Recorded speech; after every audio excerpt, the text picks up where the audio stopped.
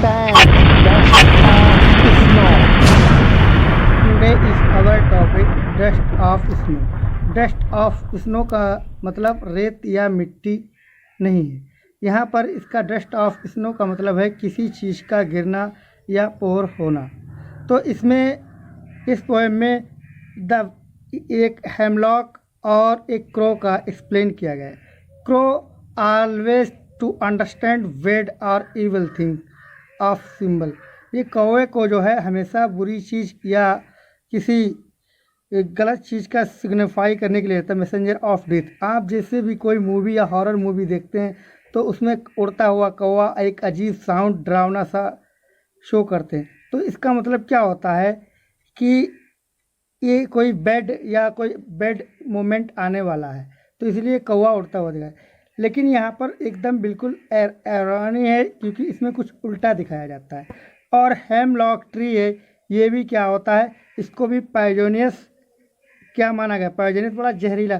जब कोई खुशी वाली बात हो या कोई अच्छी वाली बात है तो इन दोनों का जिक्र कभी नहीं किया जाता, ना तो कौवे का और ना ही हेमलॉक ट्री का।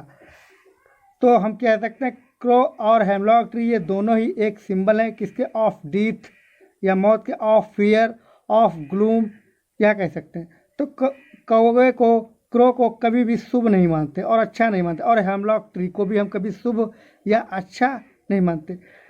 क्यों? हेमलॉक ट्री ये उस तरह का ट्री है जो काफ़ी जहरीला होता है, काफ़ी पॉइजनस होता है। जब भी कोई अच्छी चीज़ या कोई ब्यूटीफुल या कोई एकदम अमेजिंग, एकदम जो हमारे हार्ट को अच्छी लगने वाली कोई चीज़ होती, तब हम कभी या हैप्पी में या कभी खुशी में या कभी ब्यूटीफुल में इसको मतलब सुंदरता के लिए कभी एक्सप्लेन नहीं करते। किसको? हेमलॉक ट्री को। और ना कभी अच्छे या शुभ काम के लिए कभी हम कौवे का कभी एक्सप्लेन करते हैं। यहाँ पर जो दोनों हैं हेमलॉक ट्री एंड क्रो, ये पोएट का क्या कर रहे हैं, मूड सेट कर रहे हैं। तो पोएट जो होता है वो पहले से ही, कौन पोएट हैं, रॉबर्ट फ्रॉस्ट, ये पहले से ही बड़ा अपसेट और सैडफुल हैं और बहुत ही दुखी हैं, डिस्पायर हैं। तब क्या होता है, अचानक एक कौवा आता है, क्रो आता है। क्रो जो आता है तो वो this hemlock tree it covered by snow, ये बर्फ से ढका हुआ था। किससे ढका हुआ होता है? बर्फ से ढका हुआ था। और ये ही about to sit on the tree और about to fly and movement it is feather. हम कह सकते हैं यह कौवा वो उड़ने वाला होता है या उड़कर आके बैठने वाला था, क्योंकि वो मूवमेंट करता है। किस पर करता है? ऑन द हेमलॉक ट्री पर। तब जिससे क्या होता है, स्नो जो होता है, जो भी होता है उसके ऊपर गिर जाता है। किसके ऊपर? और ऑन द पोएट। किसके ऊपर? पोएट के ऊपर। पोएट कौन है? रॉबर्ट फ्रॉस्ट हैं। तो इससे क्या होता है, उनका एकदम मूड जो होता है चेंज हो जाता है। अब यहाँ पर देखिए, इन लोगों को देखने से जैसे कोई बिल्ली जा रही है तो वो रास्ता काट देते, कहते लो हम अच्छे काम से निकले हैं तो ये रास्ता काट गए, अब हमारा पूरा दिन खराब होगा। और तो यहाँ पर पोएट जो होता है बिल्कुल उसका मूड खराब होता है, कुछ बिल्कुल अच्छा नहीं उसको फील होता है। लेकिन यहाँ पर क्या होता है, तो कौवा जैसे ही होता है, ये दोनों देखो हेमलॉक ट्री भी क्या है, शुभ नहीं है, अच्छा नहीं है, और इधर क्रो भी नहीं अच्छा है। तो क्या होता है, क्रो जो आकर हेमलॉक ट्री पर बैठता है आकर, तो इससे क्या होता है, जो स्नो आकर उसके ऊपर गिरती है तो उसका मूड जो होता है चेंज होता है, या मूड जो होता है सेट हो जाता है। किसका मूड सेट होता है? पोएट का। The way a crow shook down on me, the dust of snow from a hemlock tree. Who explained these lines? Robert Frost explained that a crow came on the tree and he shook down on something or like as a cool snow upon him. So that is his mood, his change. उससे क्या होता है, उसका mood change हो जाता है। और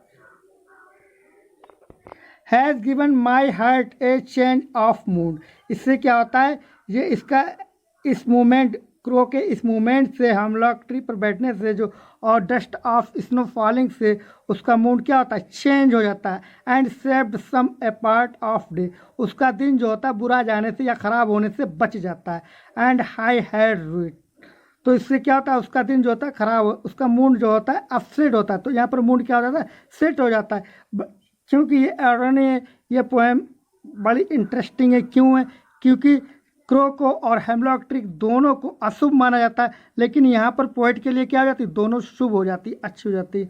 तो जिस तरह कौवे से, तो हेमलॉक ट्री किसको कहा गया, धतूरे के पेड़ को कहा है। जिस तरह से कौवे ने धतूरे पर से मेरे ऊपर बर्फ़ की धूल झड़काई या स्नो गिराई, उसने मेरा मूड बदल दिया और उस दिन का एक हिस्से को बच लिया। इससे उसका क्या होता है, उसका दिन खराब होने से बच गया, जिसके बारे में वह पश्चाताप कर चुका है।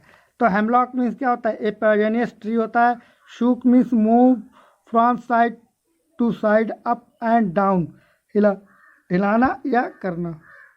ओके, अब यहाँ पर हम क्वेश्चन आंसर देखते हैं। तो क्या है, what is a dust of snow, what does the poet say has changed his mood, how has the poet mood change, बर्फ की धूल क्या है और कवि का मूड किसने बदल दिया, कवि का मूड कैसे बदल दिया। The dust of snow is the dust which has been created by crow when it shooks on and ice. तो क्या होता है, जैसे उसके ऊपर आइस गिरती है, बर्फ गिरता है। Laden with snow it has change poet's mood, he become happy for the rest of the day. Okay, next question is our, how does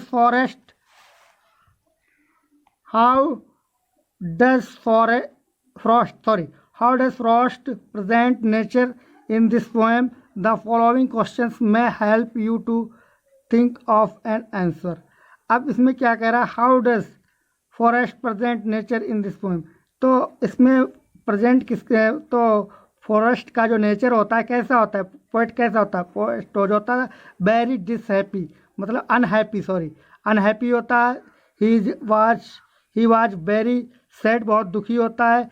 he was in tension, वो टेंशन में होता है। Because on by the reason of crow and hemlock tree his mood change, now he is happy. अब क्या होता है, उसका mood change हो जाता है, कौवे की वजह से वो बर्फ़ गिरा देता है, तो उसका मूड पोएट का जो होता है चेंज हो जाता है और खुश हो जाता है, क्योंकि उससे पहले क्या होता है, उसका मूड बहुत ख़राब होता है। Okay, next question is our, what are the words that are usually named in poems? Do you think a crow of often mentioned in the poem? What image come to your mind when you think of a crow? वैसे तो कौवे को यहाँ पर बता रहे हैं, कौवे को लेकर, चिड़ियों को लेकर आपकी क्या राय है, क्या आप सोचते हैं, और इसमें कौवे का नाम क्यों मेंशन किया गया? क्योंकि इसमें इसलिए मेंशन किया गया है कि कौवे को हमेशा जो होता है बैड थिंकिंग नज़र से देखा गया। ए messenger of death, it is a symbol of sadness, it is a symbol of fearful.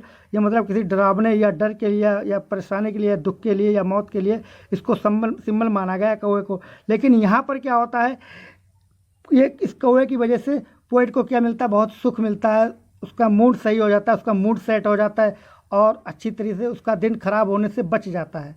तो इसलिए ये यहाँ पर बड़ी ही इंटरेस्टिंग बात है। Words usually mentioned in the poems are a nightingale, cuckoo, मैना, sparrow. Its crow is a rarely mentioned in poems. हमेशा पोएम्स में या शायरियों में, कहानियों में हमेशा अच्छी चीज़ों में कभी बुलबुल का, कभी कोयल का, कभी मैना का, कभी स्पैरो का जिक्र किया गया है। लेकिन यहाँ पर जो है कौवे का बहुत ही कम जगह पर, कभी कभी बहुत दुर्लभ, बहुत ही कठिन से ही नाम कभी मेंशन किया गया, लेकिन इस पोएम में कौवे का नाम मेंशन किया गया है। Okay, it reminds us of, it is a harsh voice and A black colour. इसका कौवे का कलर हमेशा काला होता है और इसकी आवाज़ बिल्कुल कर्कश होती है। अगला क्वेश्चन है हमारा, again what is a hemlock tree, why does not the poet write about a more beautiful tree such as a maple or an oak or A pine. एक हेमलेक पेड़ क्या होता है, कभी ने इससे भी सुंदर जैसे मैपल, ओक या पाइन के पेड़ों का जिक्र क्यों नहीं किया। ए hemlock tree is a poisonous tree, it is a very beautiful, what the poet does not mention any more beautiful tree. Full stop. He believes that every aspect of nature is beautiful. Next question. What do you what do the crow and hemlock represent? Joy or sparrow? What does the dust of snow that the crow shakes off a hemlock tree stands for? कौवा और hemlock जिसका प्रतिनिधित्व करते हैं आनंद या दुख का, बर्फ की धूल का जिससे कौवा हेमलॉक के पेड़ से गिरता है वह उसका प्रतिनिधित्व करता है। Crow here crow and hemlock represent joy, full stop. The dust of snow represent joy that a nature shows.